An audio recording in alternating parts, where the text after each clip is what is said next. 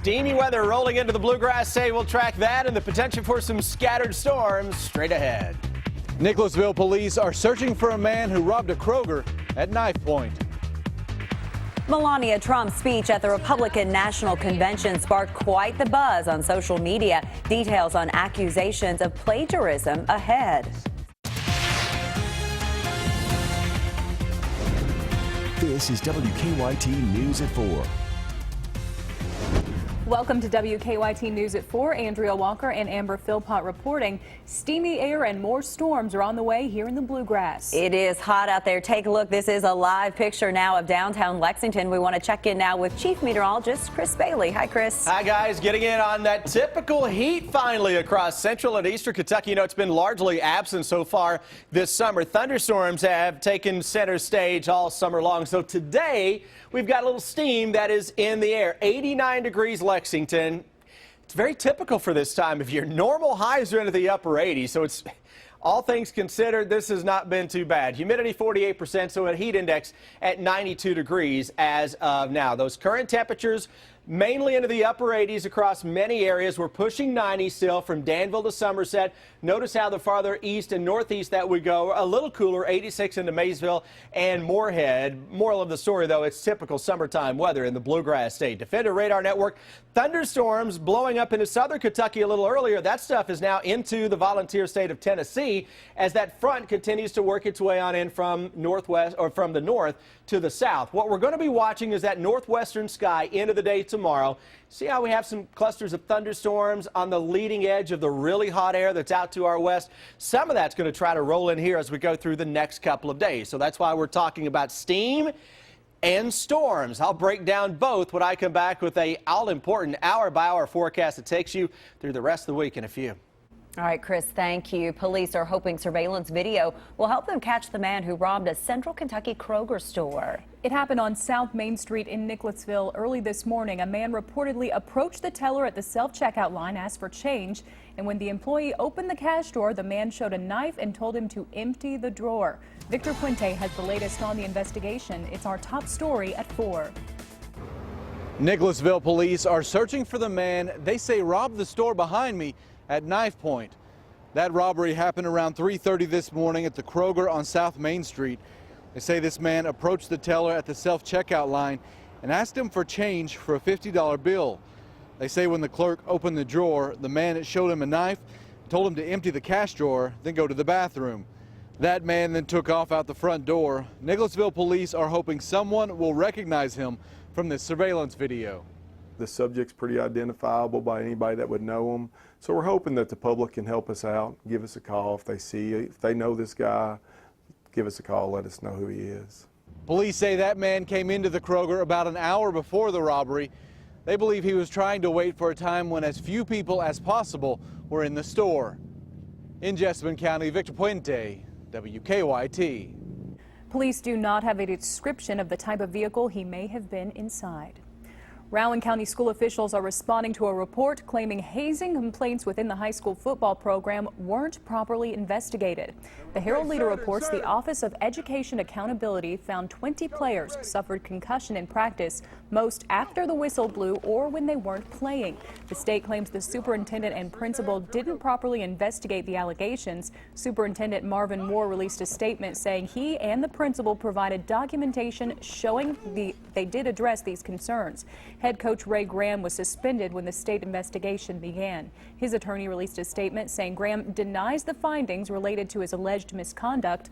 We'll have more on the report ahead on WKYT News at 5. First responders took the stand this morning in a Lexington murder trial. Matthew Donahue is accused of stabbing his boyfriend, Todd Shoemaker, to death in January of last year. Police officers and firefighters talked about the night they found Shoemaker's body. Jurors also heard a recording of Donahue talking to police and heard about witness statements describing how Donahue acted the night Shoemaker died. The trial is expected to last 2 more days. You'll hear more from Lexington Police ahead on WKYT News at 5. We are working on a number of other stories for you on WKYT starting at 4:30. Sam Dick joins us from the newsroom with a look at some of the news in progress. Sam? Good afternoon. 4 people broke into a church, and it's all caught on video. The break-in happened last week at First Baptist Church in Somerset. Police say they have identified the 2 men and 2 women after putting the suspects' photos up on Facebook, and they're now investigating those findings. They say the 4 got into the church through a window and then stole some items. Most of the criminals we have, they don't really care if it's a church or an abandoned building. They'll break into anything. Right now, police are not identifying the people they are looking for, but we'll have more on the investigation ahead on WKYT News at 4:30. A black bear on the run has a Kentucky community on alert. The bear was first spotted last night in southern Indiana, but it may be the same one spotted back in Kentucky. Conservation officers think the bear is the same one spotted in Hardin County earlier this month and may have crossed the Ohio River. Indiana conservation officers, with the help of Kentucky Fish and Wildlife and a helicopter, spent the day trying to find the bear. Their goal? Capture the bear humanely, hopefully use non-lethal means, and capture that bear. Public safety is our first and foremost concern. Kentucky Fish and Wildlife say don't ever feed wild bears. We'll have more on their search ahead on WKYT News at 5. That's a look at some of the news in progress. Andrea and Amber, back to you. Now to some stories making headlines across the nation at 4. Day 1 of the Republican National Convention was eventful. Donald Trump's wife, Melania, was the headliner, but she and the campaign are now taking heat today over accusations of plagiarism. Today, the Republicans try to get back on message. Chris Welch is in Cleveland with the latest. Many Republicans and even Democrats seem to agree that Melania Trump delivered a strong speech last night. God bless you and God bless America. The problem is that speech wasn't entirely hers. A key part of her address appears to have been lifted almost verbatim from Michelle Obama's 2008 speech at the DNC. You work hard for what you want in life.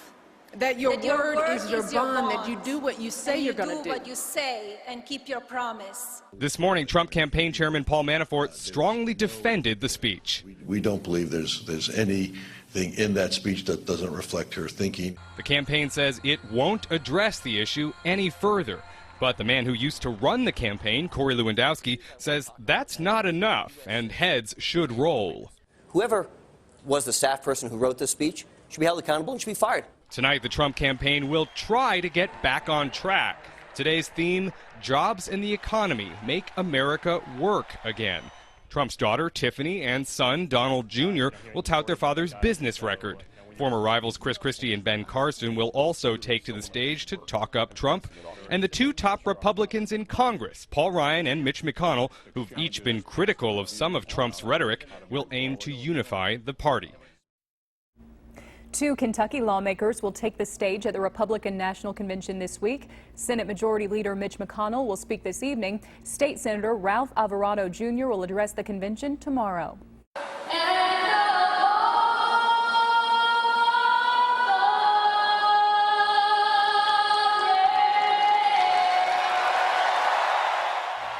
Many of us know her well. That is Johnson County native Marlena Van Hoos. She kicked off the convention last night with a roaring rendition of the national anthem.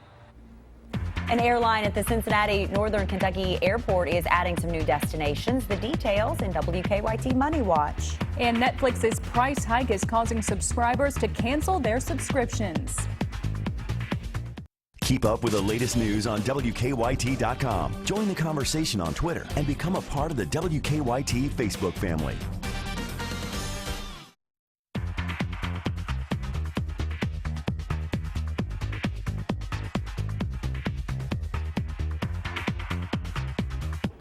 Welcome back in. Folks in Kentucky looking for a warm place to travel this winter will have some new options. That begins today's Money Watch. Frontier Airlines is adding 3 new destinations from the Cincinnati Northern Kentucky International Airport.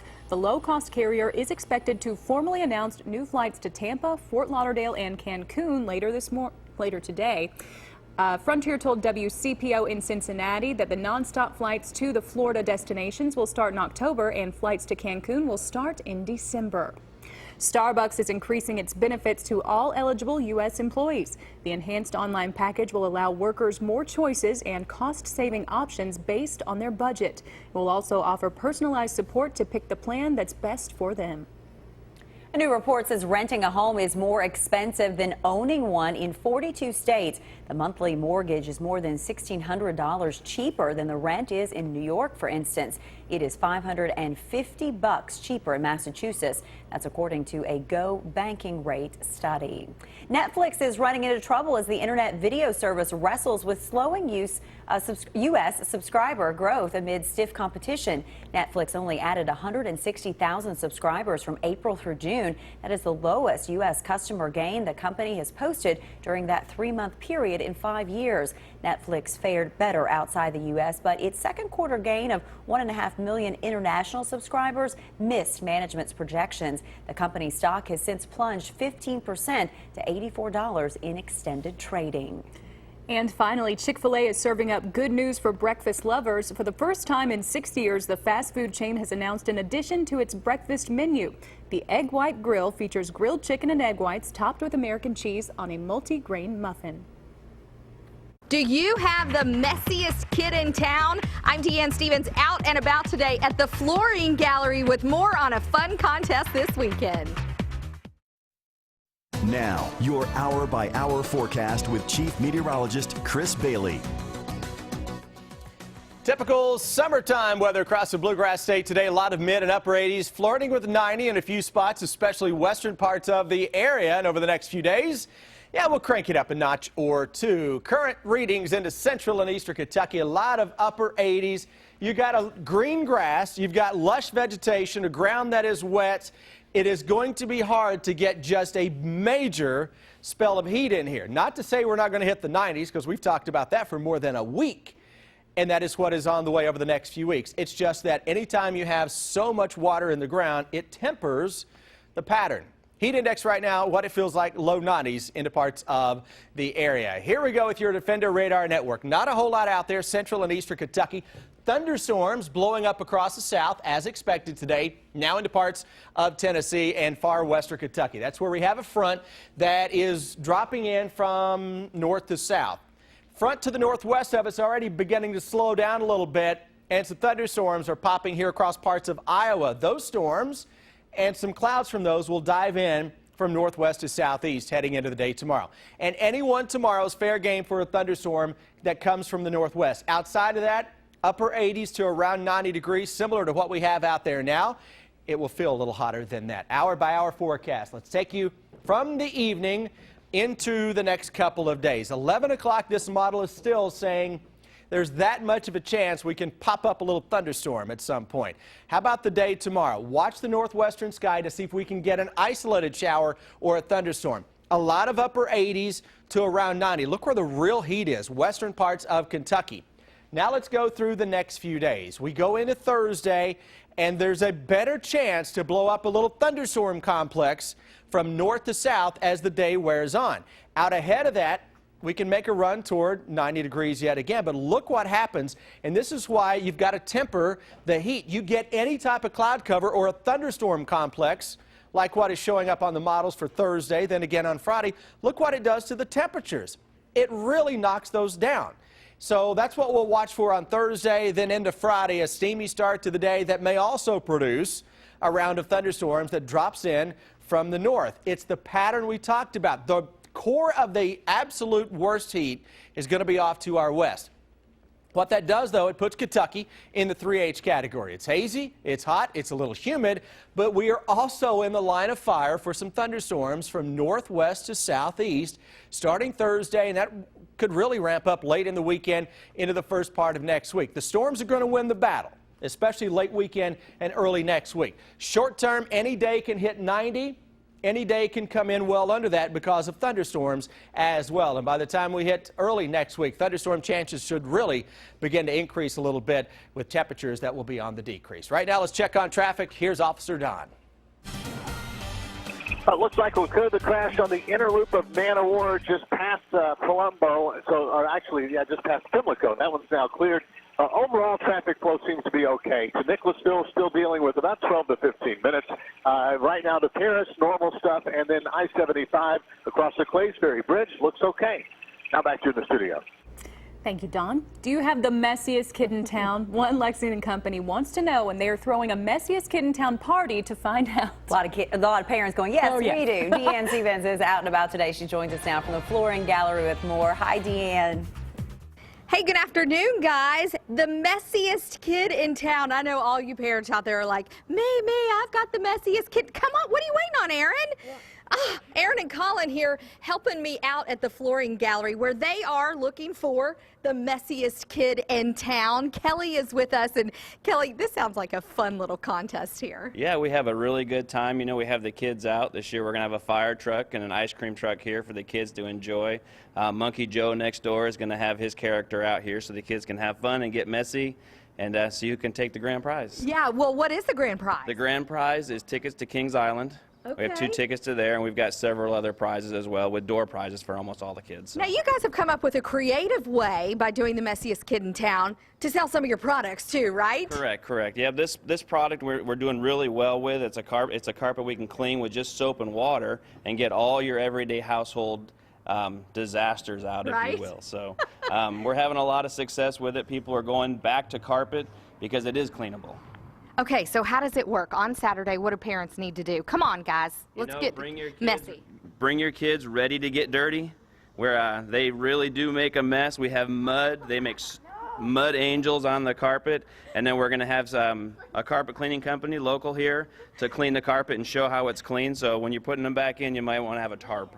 And make sure you don't have Deanne around anywhere because she's the one pouring the chocolate. Come on, I'm trying to give you something to have for a little later. 11 to 1 o'clock, the Flooring Gallery, located right by Monkey Joe. Tastes good? Right by Monkey Joe's. Come on out and see if you have the messiest kid in town. Now, coming up at 4:50, we're making some mud pies. Do you guys know how to make mud pies? Yes. Look what I started there. Not a good thing. 11 to 1 on Saturday, mud pies at 4:50. I'm Deanne Stevens, out and about. Back to you guys. Let me help. Here we go. How keeping the operating room door shut can help patients. That's ahead in Better Living. And new questions about how the Zika virus spreads. Tonight's Mega Millions jackpot is $25 million, and tomorrow night's Powerball jackpot is $361 million. Now it's time for Better Living, health, education, and consumer news that impacts your life. Federal health officials are trying to figure out how a person in Utah who cared for a patient who died after contracting Zika also became infected. The caregiver did not have sexual contact with the patient and did not travel to an infected area. Experts also say the mosquito that spreads Zika is not typically found in Utah. This case may represent a new mode of transmission, but it's really too early in the investigation to know for sure, and it's possible that we'll never know for sure. The caregiver developed mild symptoms and fully recovered. The patient, who is elderly with health problems, died last month and had recently traveled to an area where Zika was spreading. Lowering the number of people in and out of the operating room could add up to fewer infections. A Canadian hospital tracked its surgical staff and found reducing the number of times personnel opened the operating room door was linked to a lower number of patient infections. And advanced prostate cancer cases are skyrocketing. A Northwestern University study finds new cases of metastatic prostate cancer rose 72% in recent years. Researchers say it's possible the disease has become more aggressive or that less intense screening guidelines have led to men diagnosed with more advanced stages. Nutrition labels now coming to a brew near you. Next time you crack open a cold one, you could be getting a better look at what's inside. Melissa Rainey has more. Cheers! Your favorite beer may be getting a makeover. Nutrition labels will be added to bottles and cans of beer. Anheuser-Busch InBev, Molson Coors, Constellation Brands, and Heineken are all getting on board. These companies produce more than 80% of the beers sold in the U.S. Brewers will disclose calories, carbs, alcohol content by volume, and portion size. This is a voluntary step that stemmed from criticism amongst consumer advocates. The Center for Science and the Public Interest says that alcohol can be a major source for calories, and the absence of calorie labeling on cans and bottles has helped obscure that, the center said. Craft brewers, however, are not planning such labels. They say it's harder for them to do so since many of them produce dozens of seasonal products each year. Some liquor brands like Crown Royal and Smirnoff already added nutrition facts to bottles. But don't expect to see changes for beer quite yet. Major U.S. brewers can't promise to have the new labels on their bottles until the year 2020. For today's Health Minute, I'm Melissa Rainey.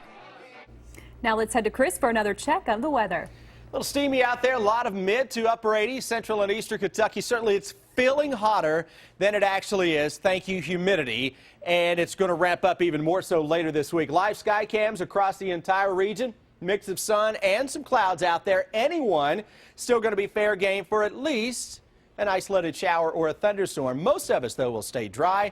And over the next few days, it's all about the steam and the storms, or the steams. I don't like either of them. I don't either. Maybe they'll fight it out. Both of them. They will fight it out, actually, and we'll talk about that a little later. All right, good deal. The news is just now getting started. Here's Sam, Dick, and Amber Philpott with what we're working on at 4:30.